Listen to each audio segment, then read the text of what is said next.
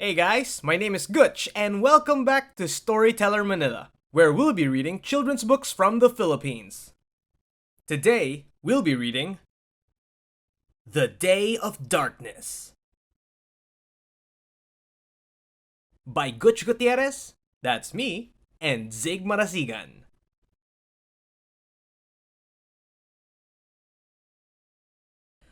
A long time ago, in a faraway land, where the tallest of mountains and forests would stand, lay a quiet old town with fields of bright gold that had kept a tradition as sacred and old.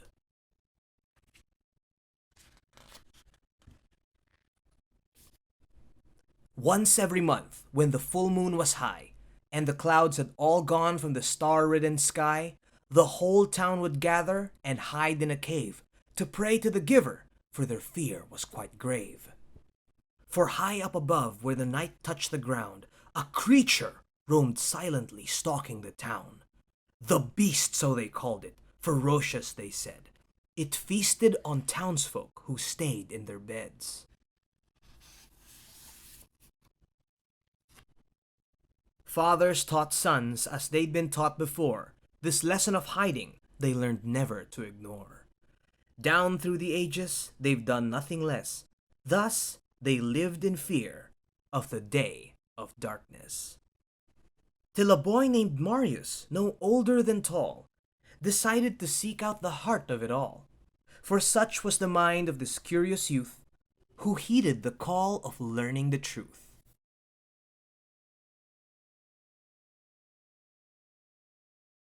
All through those years, when the darkness would fall, no one dared speak of the beast at all.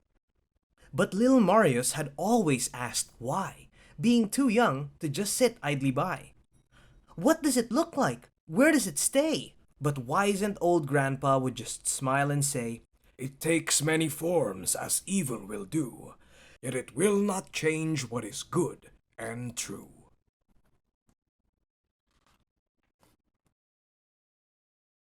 Then, one stormy evening, a visitor came, along with her family, wet from the rain. She knocked on the door to ask for some shelter, looking for cover from the thundering weather. Grandpa opened the door and gave them all aid, and so for the night the family stayed. There, Marius met the girl named Ellie, who he found to be odd but pleasantly friendly. Even bigger than her smile was her imagination. She loved to tell stories. She loved to ask questions. Unlike those in his town who'd accept things as they go, they couldn't help him with things he wanted to know.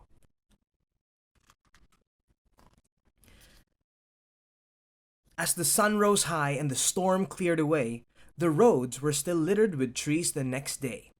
So the town went out and helped clear the rubble, while Ellie and Marius tried to keep out of trouble.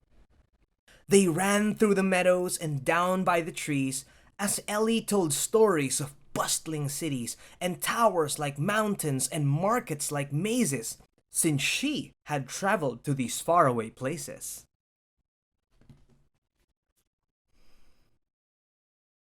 Ellie asked Marius what stories he'd share to one such as she who had been everywhere. At that he stood up and asked if she'd heard of the day of darkness anywhere in the world. Ellie's eyes glowed when she heard of the beast. A monstrous creature in darkness would feast. Curious, she asked when the beast might return. "Tonight," Marius said, "when we go down to the cavern."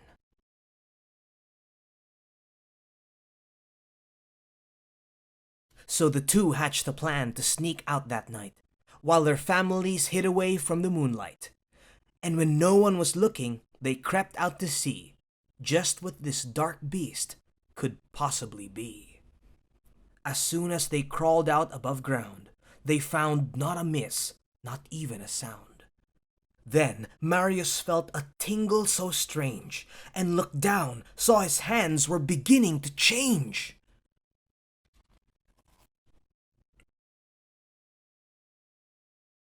Under the gaze of the bright moonlit sky, young Marius transformed with a startling cry. His teeth became fangs, his nails became claws. His skin turned to fur. His lips changed to jaws. Little Ellie was shocked with what she had seen, for Marius was now more than what he had been. The boy who would not harm a fly in the least had been all this time the frightening beast.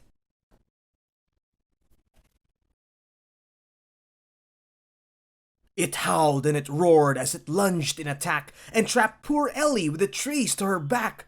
But boldly the young girl came forward and said, "What have you done to my good-hearted friend?"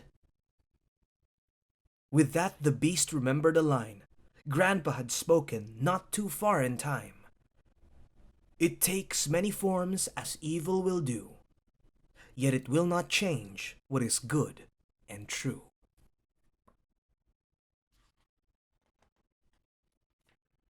And so those words that Grandpa had said rang true in its heart as well as its head. The beast bowed down, and no longer was it bound, for the rage once within was nowhere to be found.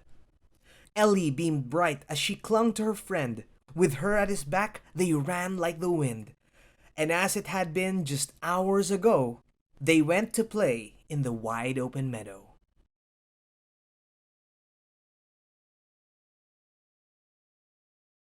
Soon the town saw that both children were missing. They quickly made haste, all were frantically searching. Lo and behold, a surprise did they see. The monstrous beast was right behind Ellie.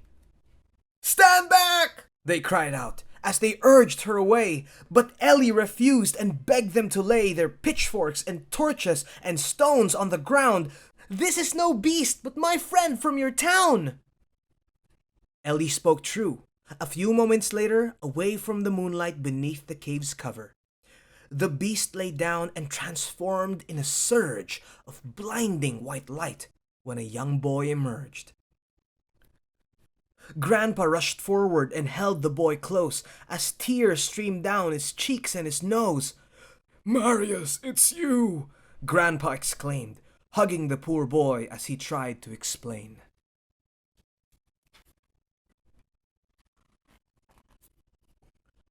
"I'm sorry, my child, but we know it too well. The secret to only the grown-ups we'd tell. I share this to you so that you too will know that this town was cursed a long, long time ago. So we take our shelter and creep into hiding, praying that the giver will keep us from turning into this foul beast that we carry from birth, lest we destroy all that is sacred on earth."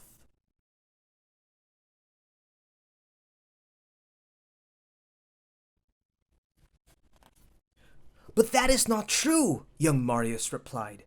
"We don't have to cower. We don't have to hide. This beast is but flesh, yet we are its soul.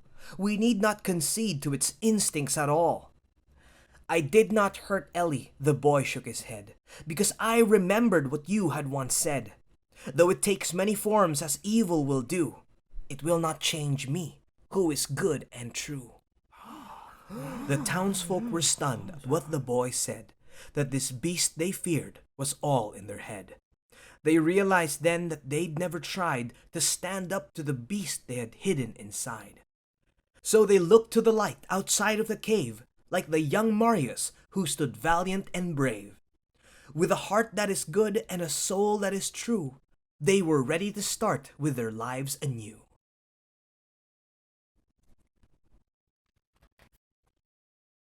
When the moon is full, right after sunset, the town now makes certain to never forget, by praying for guidance, for safety and love, but mostly for courage for the full moon above.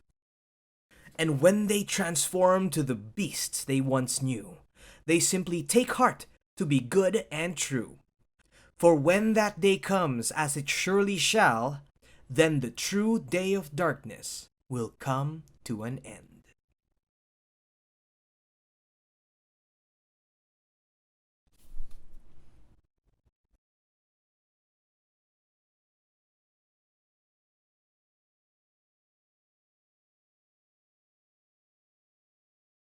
The Day of Darkness. If you like this story, and I hope you do, support the industry. Check out the link to the publisher and buy the book.